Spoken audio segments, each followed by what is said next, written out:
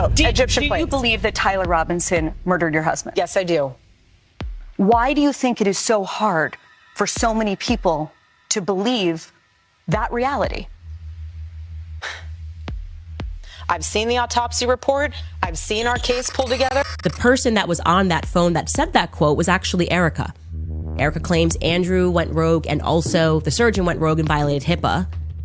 My source says that no, the surgeon did not violate HIPAA and he never said that. There's a picture of Erika Kirk with a ponytail and from her past.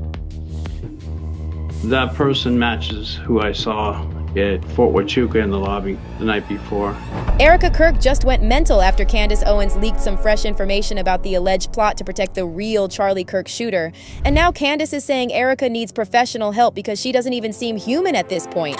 I think that these people are not humans, that they're sentinels that maybe look like humans. That's how I feel. So it looks like Candace finally realized that meeting Erika in person was a complete waste of time. Why? Because according to Candace, Erika is now again trying to deflect, deny, and gaslight. Here's what happened. Candace is now alleging that TPUSA spokesman Andrew Colvett and Erika worked together to provide Erika with a fake alibi for her whereabouts during that secret military meeting that happened just one day before Charlie was assassinated. After an eyewitness placed Erika at a hotel near the base, Andrew shared a photo Erika sent him, claiming she was actually home with her kids. However, that photo is now being questioned for authenticity. But that's not all.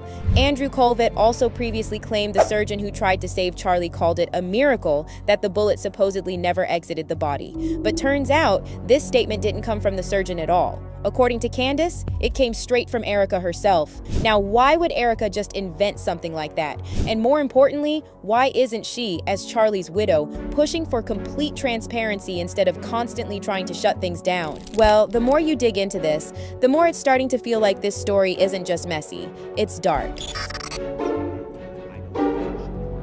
But we serve a just God, and I rest easy in knowing that. He's sovereign, but he's just. And so let the Lord handle that.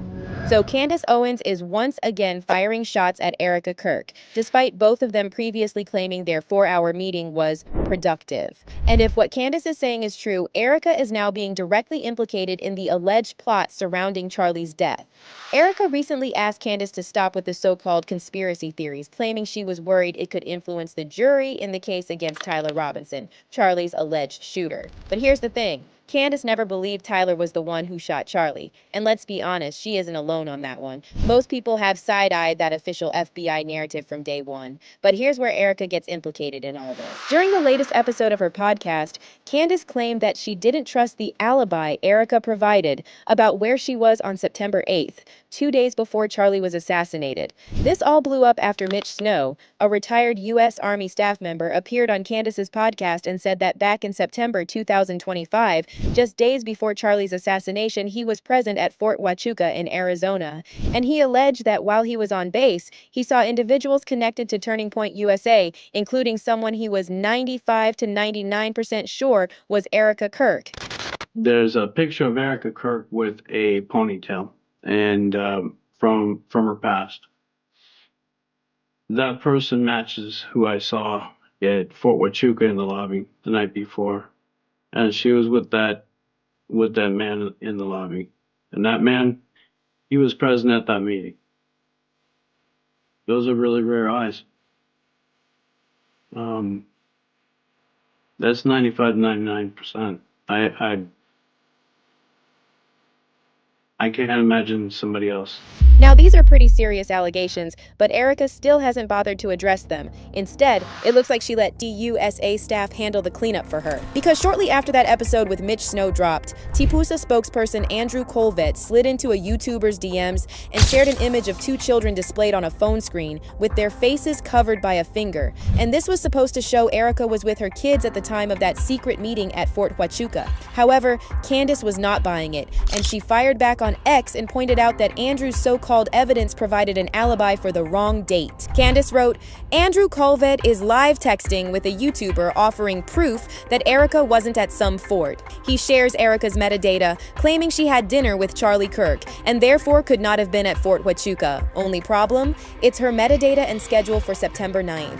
Andrew is being intentionally obtuse. He clearly understands the allegation made is that she was seen on September 8th. Why the intentional disinformation? Candace also questioned why Andrew didn't simply text her the photo, instead of reaching out to a random YouTuber. And then Candace asked what we're all thinking, why is everyone being so intentionally evasive about Fort Huachuca? So this guy just starts live reading the messages that are coming in from Andrew Colvett, where he proceeds to give an alibi that no one asked for. He's like, this is what Erika was doing on September 9th. Okay, the guy said he saw her on the 8th. It's kind of like the Brian Harpole, where they're just like giving us alibis for times that we're not talking about. Again, I wasn't even necessarily pressuring them for an alibi, but he then proceeds to walk him through what Erika was doing on September 9th, and he's pretending like she doesn't even know what Fort Huachuca was, even though her mother has a contract with the Department of Defense and would have obviously had to have been familiar with Fort Huachuca, which is in her backyard, and in Turning Point USA's backyard as well. Notice that's Erika's hand. So that means Erika, the CEO of Turning Point USA, is directing the spokesperson of Turning Point USA, Andrew Colvett, to send her alibi. By the way, that photo of the two kids that was supposed to prove Erika's alibi is also sketchy, because whose kids are those? Charlie's son is just 1 year old, and the boy in the photo looks much older. And this is why people are now saying this is all starting to look like a Fed slipping up on a PSYOP script. Because how do you get the date wrong when the entire controversy hinges on the date? That's not them being sloppy anymore. This feels more like deliberate misdirection from TPUSA handlers desperate to bury anything connected to Fort Huachuca. Now, if none of this mattered, if Candace was really out of her mind and pushing baseless conspiracies, then they would just ignore her and laugh it off. But that's not what we're seeing. We see scrambling, fake alibis, mixed up dates, and desperate attempts from TPUSA to the conversation elsewhere. And it looks like most people are convinced that it's Erika who is leading the cover-up. Someone on X wrote, Erika Kirk directed Andrew Colvett to release her alibi through a YouTuber. Innocent people don't behave this way. It's not what honest people do. But Erika Kirk is not honest. She's not a grieving widow. She's a confirmed liar, and she's at the center of this cover-up. And another user said, lying is unproductive unless one has some nasty skeletons in his or her closet. The narrative is crumbling. Ms. Jezebel is not a true Christian, but an operative. However, this Fort Huachuca story is not the only thing Erika is allegedly trying to cover up. Candace just exposed yet another attempt at misdirection, this time involving a story that never quite added up to begin with. So Andrew Colvett previously claimed that he'd heard from a surgeon who tried to save Charlie that it was a miracle, the bullet didn't exit his body, and that the surgeon supposedly compared Charlie to Superman. Now from the jump, people were already side-eyeing that claim.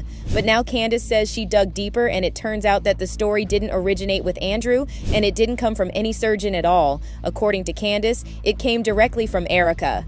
Like, he was the one who issued that tweet and quoted the surgeon. I then told you that the surgeon never said that. That was not a quote from the surgeon. What I didn't tell you was that according to my source, which I trust very much, the person that was on that phone that said that quote was actually Erika. Erika claims Andrew went rogue, and also the surgeon went rogue and violated HIPAA. My source says that no, the surgeon did not violate HIPAA, and he never said that. But he answered Andrew Colvett's questions because Erika was on the phone, and that the Superman quotation came from her. So you got Erika dodging Fort Huachuca questions, creating fake alibis, and even spinning stories about Charlie's body supposedly stopping a bullet. Meanwhile, the actual autopsy report still hasn't been released. In fact, people are starting to wonder if there even was an autopsy. And that's just the start. Since Charlie's death, Erika's behavior has been extremely bizarre, and people online are calling her the happiest widow ever. But it's not just about Erika looking happy. A lot of people have said they feel something darker underneath.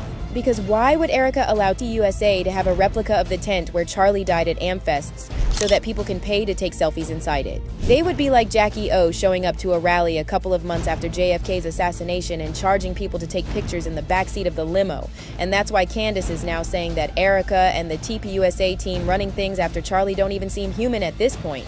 They seem more like robots trying to mimic human emotions, but it just ends up being weird, creepy, and honestly terrifying.